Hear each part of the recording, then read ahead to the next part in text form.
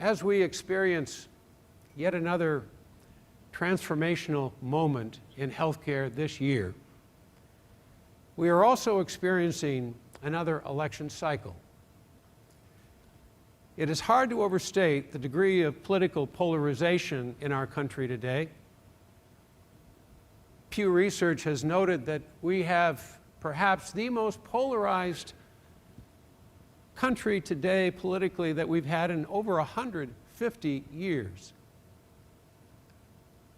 Trent Lott and I have written a book. Former Majority Leader Trent Lott, a very dear friend of mine, a Republican, and I wrote a book called Crisis Points, and as I understand it, some of you have been kind enough to buy a copy. For those of you who haven't, it's available on Amazon and all of the other book sales, but I'll be happy to sign books after it is over. But we focus on this dysfunction and the polarization that we see today in the book.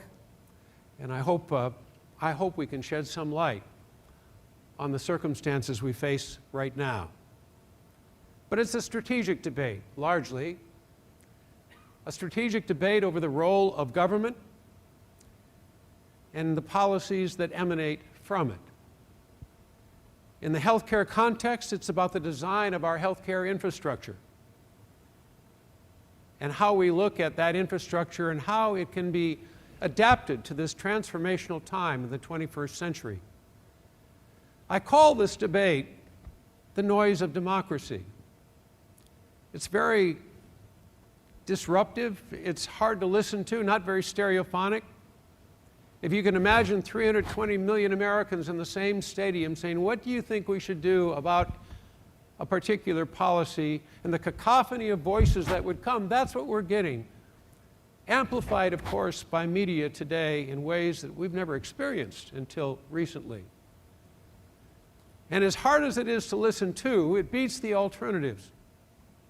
The noise of violence that we see in some countries like Syria or Yemen, or no noise at all, where people are arrested and thrown in prison for expressing themselves at all. I worry about this noise and its cacophony and the effect it will have on civil debate, on the importance of thinking rationally and thoughtfully and carefully about the policy options our country must face. I worry about the growing inclination to nationalistic populism in our country. But this is also a tactical debate, a debate about whether one stands their ground and views compromise as capitulation, or whether one finds common ground.